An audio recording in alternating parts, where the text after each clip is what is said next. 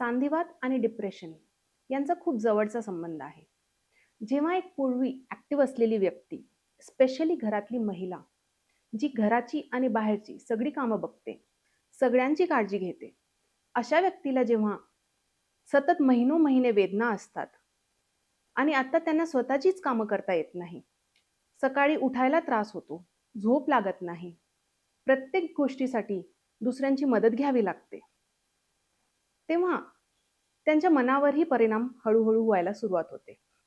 एवढंच नाही, तर सूज निर्माण करणारी जी केमिकल्स आहेत, त्याही या वेदना वाढवतात आणि त्यांचा परिणाम मनावरही होऊ शकतो.